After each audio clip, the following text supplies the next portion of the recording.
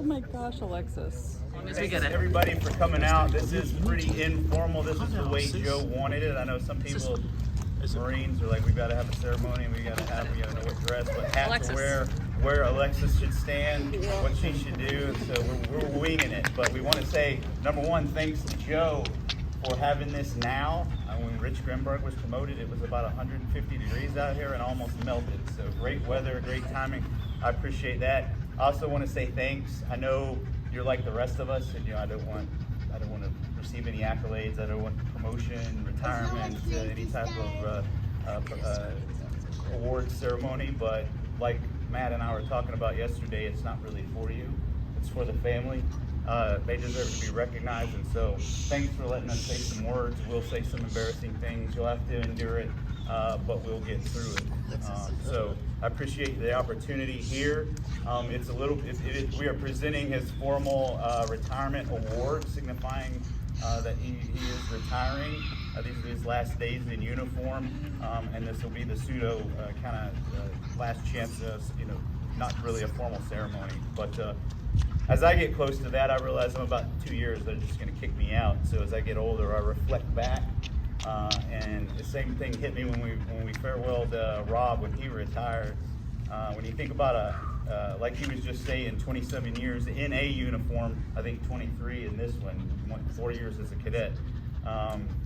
That goes back to my point with both of those guys, having the conviction when you're 17 years old to go to a service academy and know that's something you want to do. And I know when you get there, I've never lived that, but I've heard stories that sometimes you question, was this the right idea? Because it's 4 years in that building. It's not like ROTC. It's like, what? This is awesome.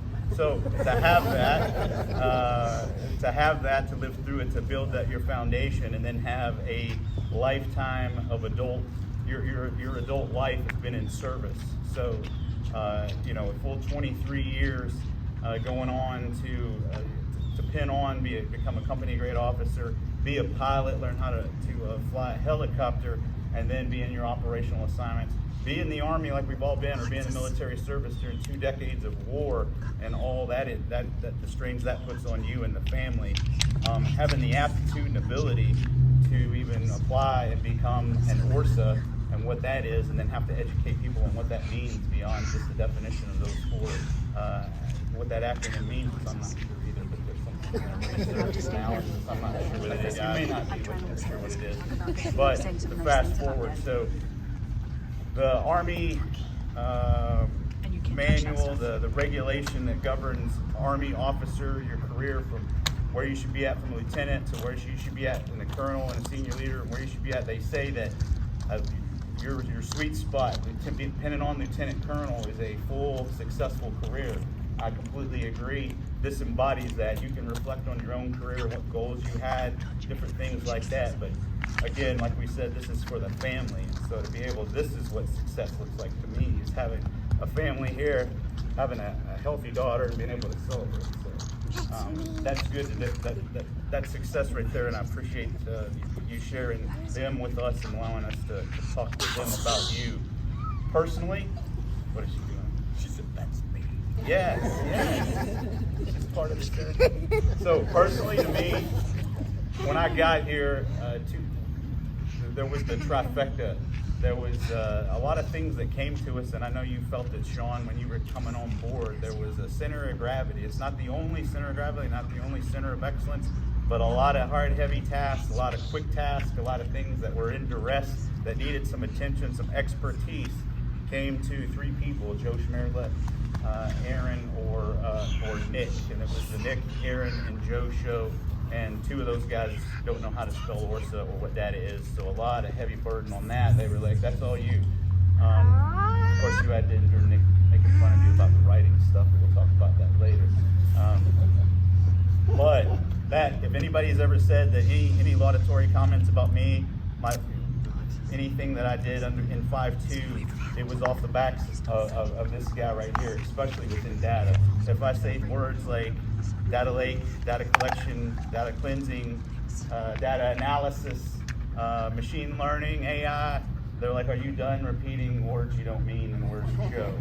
So I think, like every command, I think if you're in the 8th, they probably do know, but most often, I don't know if you agree, the military doesn't often know how to use an ORSA. I'm not sure if we used you to your full capacity in the 5, but I know we tried. So I think a lot of the things we were trying to do is revolutionary. I think they set the foundation, and they will bear fruit later.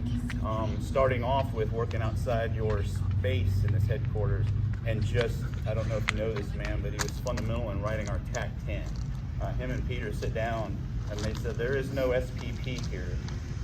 Let's come up with just baseline processes for this command. Now, you've been on the ground long enough, ma'am, to realize that they abandoned most of that. They said, that's great, we'll take a piece of that.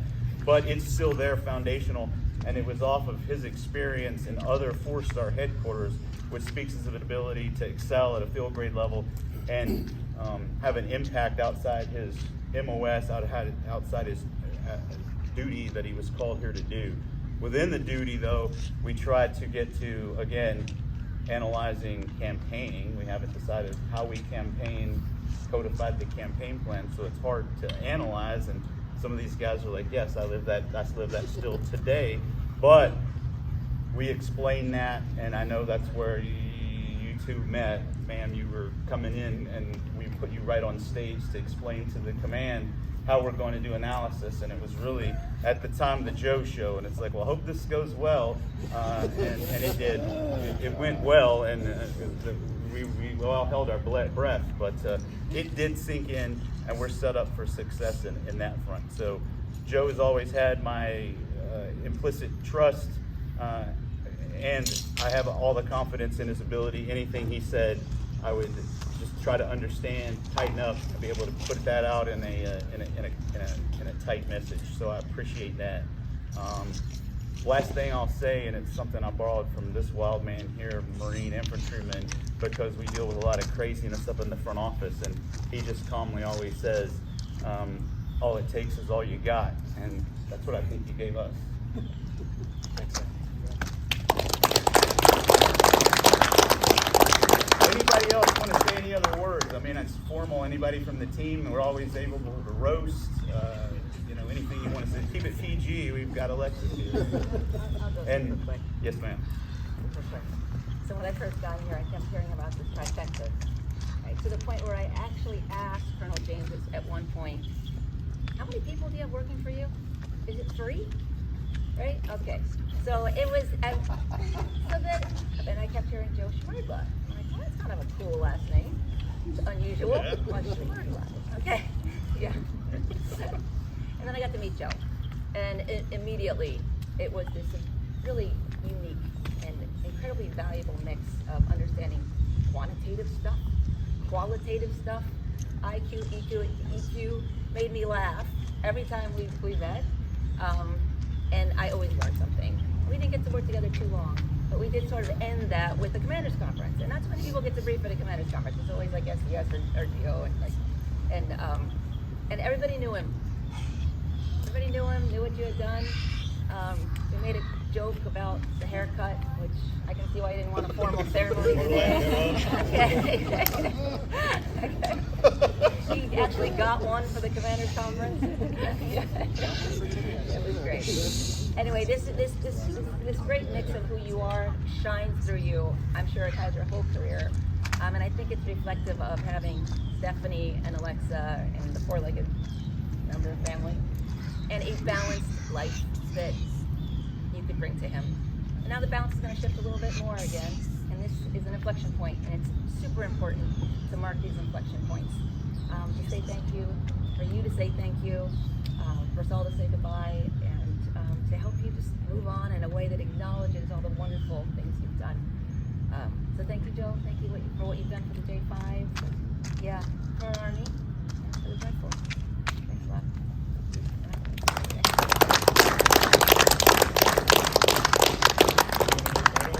Go ahead and publish the order. Judge New Award. This is to certify that the Secretary of Defense has awarded the Defense Meritorious Service Medal to Lieutenant Colonel Joseph Schmerdla for outstanding meritorious service with the Armed Forces of the United States. who distinguished himself by outstanding meritorious service as Strategic Analysis Branch Chief, Directorate of Strategy, Plans and Policy, United States Special Operations Command, MacDill Air Force Base, Florida, from December 2018 to March 2022. During this period, Lieutenant Colonel Schmerdla unparalleled professional skills, decisive leadership, and unrivaled analytical expertise achieved an impressive record of accomplishment. His execution of a revolutionary process to analyze the global employment of Special Operations Forces provided Commander, United States Special Operations Command with a comprehensive understanding of how operations, activities, and investments affected campaign plan objectives. His commitment to excellence has accelerated implementation of advanced analytic techniques, including artificial intelligence and machine learning principles, into dashboard visualizations supporting assessments as well as command management processes. He is recognized as a top analyst across the Special Operations enterprise, and his efforts have profound and lasting impact on headquarters battle rhythm, strategic planning processes, and assessment capabilities of the SOF community. The distinctive accomplishments of Lieutenant Colonel Schmerdla culminate a distinguished career in the service of his country and reflect great credit upon himself, the United States Special Operations Command, the United States Army, and the Department of Defense. Signed, Kimberly C. Field, SES, U.S. Air Force Director, Strategy, Plans, and Policy. I think that's classified. Are we allowed to give that to him? Half that stuff in there is secret note form.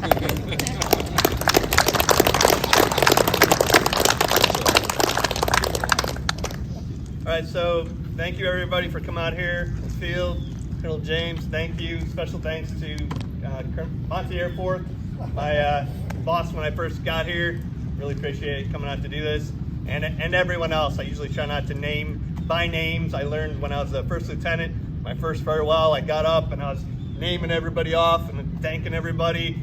And at the end, one of the sergeant first classes that I was very good friends with came up and was like, "Sir, you didn't even acknowledge me." So I no longer do by name thanks at farewells, and I won't do it at my retirement ceremony. I will thank the analysis team. All the good things that Ms. Field and Colonel James said about me, it was really the analysis team's hard work and effort that I was just the mouthpiece. Excellent. So Steve Hendrickson, now I'm naming names. Steve Hendrickson's not here right now, but he led the effort. He led the team, and Russ and Brian and Eddie and everybody else who was on that team, the other Brians. And you just keep naming more and more names. and I'll stop right there. So I joined the service in 1998 when I went to West Point. I got a brochure in the mail when I was in college. I was like, oh, West Point, this is cool. My grandpa was in the service. He was in World War II, Vietnam. He was also in the Korean War. He was actually the oldest man in the Big Red One in Vietnam. He was in the counterintelligence corps back in the day. So I had quite a military background. My dad was in Vietnam. So I got this packet to go to West Point. I took it in study hall. I showed it to my friends, and they're like, "You're never going to make it at West Point." I was like, "The hell I'm not." So I applied to West Point, dedicated the next 23 and a half years of my life to that. At West Point, my tactical officer didn't think I would make a good officer, so he tried to get me kicked out. Ended up getting held back 6 months on room restriction for 6 months. That was great. I had 200 walking tours, which was the most in my class. I walked back and forth in central areas for 200 hours to reflect on my crimes as a cadet. I remember the first time I went to a real college when I was on leave and realized what I was missing out on. If I had done ROTC, it would have been a different story. But if I had done ROTC, I probably wouldn't be standing here today. I would have never met my wife, Stephanie. We wouldn't have Alexis. So I like to think that everything happens for a reason. And I'm here standing today because of mistakes and the right choices that I made.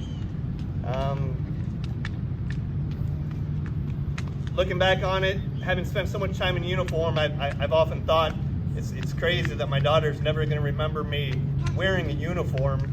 But in the hall the other day, Erin said something that was very poignant, was that she's going to remember me being home every single day from here on out. And I'm just really grateful for that opportunity.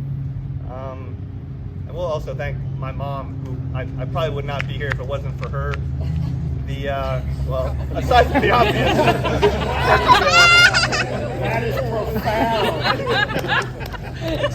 But when I applied to West Point, she was the one that helped me get my packing in order. I got the nomination from my congressman because she was driving me and always pushing me to get it done. And she's always supported me throughout my growing up and throughout my career. She's a big part of who I am. So I really appreciate that. My dad as well has taught me a lot about who I am, his time in the service. The reason that I always fired expert on my 9mm, usually the best in the brigade at the ranges. What else? I think that's about all the profound statements that I have today. Thank you all for coming out. I really appreciate you being here, part of this next phase of my life. It's meant a lot to me working here with all of you, and I'm going to miss you. But I'm ready to move on. I really hope you keep in touch. Actually, I have one more thing. If you guys could not move, there's the gift part of this whole thing, which are in my car. So give me 30 seconds. The subject is your mother. It's so big you had to keep it in the car. What can it be?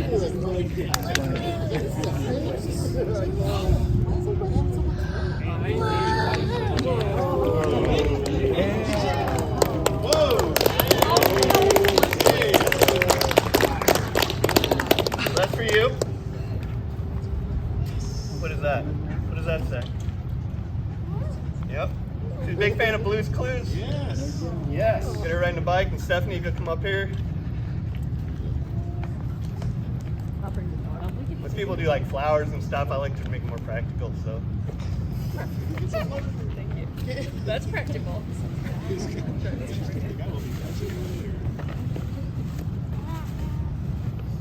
I get something from Blue's Clues?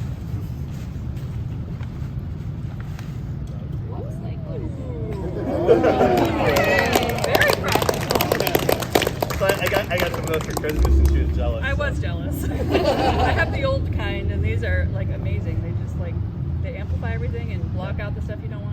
So thank you. So special thanks, of course, to my wife Stephanie.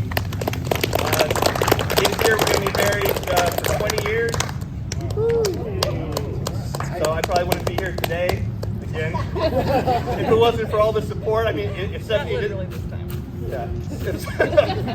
If Stephanie wasn't here to support me and be a part of this journey with me, I'm not sure I could have made it this far alone. We've had a lot of adventures together. I look forward to many more. And thank you so much, all of you.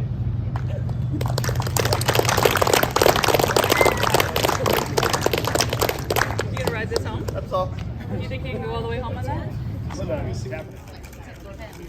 Hey, do you know that those tires have paw prints on them?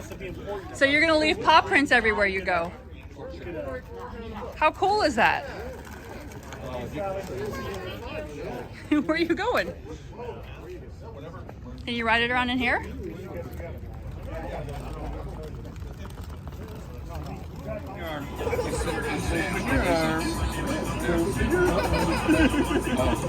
Please be unprofessional. Yesterday's dinner is on the phone.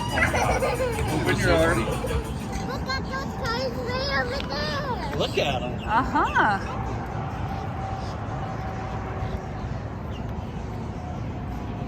Whoa, my, you're gonna fall in the water. Oh, we don't want them to fall in the water.